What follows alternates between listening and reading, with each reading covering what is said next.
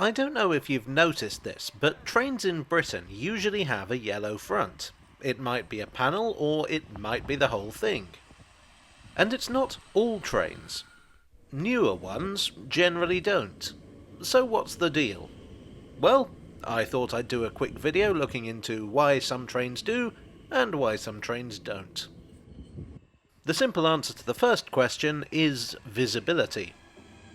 During the days of steam, locomotives usually had their buffer beams painted red, which made them stand out in yards and sidings. But generally, visibility wasn't such an issue because a steam locomotive is a very loud thing. Allow me to demonstrate.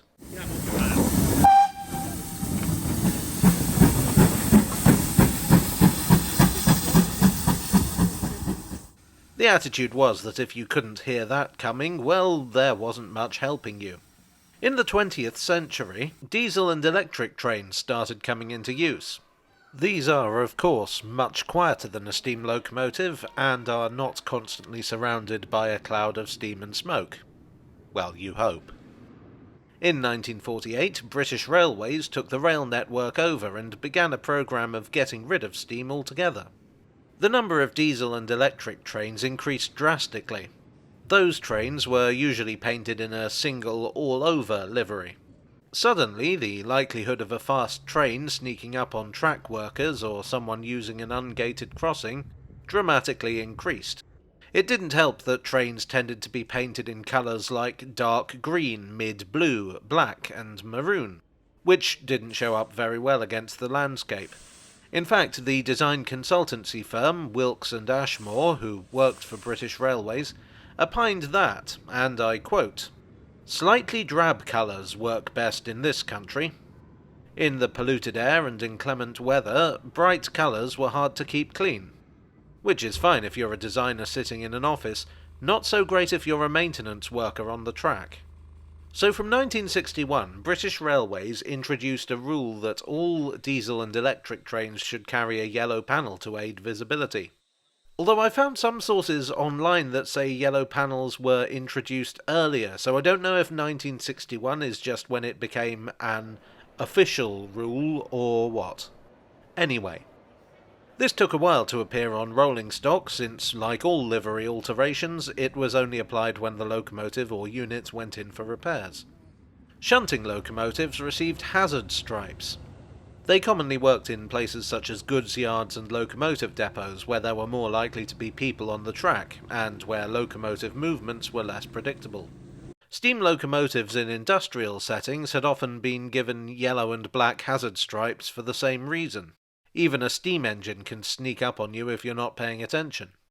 An interesting variant was the locomotive known as Kestrel. This was an experimental high-powered engine, streamlined in anticipation of high speed. Because it was streamlined, there was no elegant way to apply the yellow panel, so the solution Wilks and Ashmore came up with was to paint the whole thing yellow. Well, at least the upper part of the body. So much for drab colours work best, I suppose.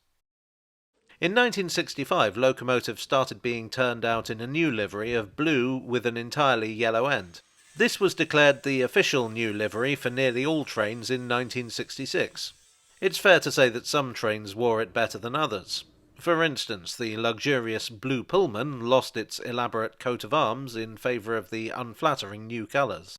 In some cases, the yellow panel was applied on whatever livery the engine was already carrying, resulting in a hybrid of old and new colours. But anyway, that was, for the most part, how things stayed. Yellow ends remained part of the BR livery until the end. The end, for BR, came in the 1990s. Over the period from 1994 to 1997, the network was privatised, but the rule remained in place under Railway Group Standards guidelines. However, change was already on the way. Actually, it had been for quite some time. Lighting technology has been improving since the 1960s. From the 1970s onwards, BR had been out shopping trains with more powerful headlights that drastically improved their visibility. In 2016, the Railway Group Standards Organisation declared that any train whose headlights met the technical specifications for interoperability could dispense with the yellow panel if their operators chose to. Trains introduced since then, or that have been repainted since then, tend to take advantage of this relaxation of rules. Now, you might be racking your brain trying to think of exceptions, because someone always does on these videos. So let me be clear, there have been many exceptions. Light rail and tram vehicles, which move more slowly, did not have this requirement. Although now I come to record this, it seems weird to me that trams don't, given that they would absolutely be encountering people on the street. Anyway. Nor did underground trains have this requirement, having instead a special dispensation to operate with red panels, even in places where they shared track with British Rail. And then there's the exception to the exception. Underground trains which went to work on the Isle of Wight after being withdrawn from service in London did carry yellow warning panels. Heritage stock has also tended to be exempt under a grandfather clause. And in any case, a steam train operating on the main line is just as noisy as it ever was. Well, I do hope you enjoyed today's video. If so, please do leave a like and consider subscribing for more. I would like as ever to thank my donors on Ko-fi, on Patreon and here on YouTube for your generous support. You are the high-intensity headlight to my new train. And I'll see you all again very soon. Cheerio.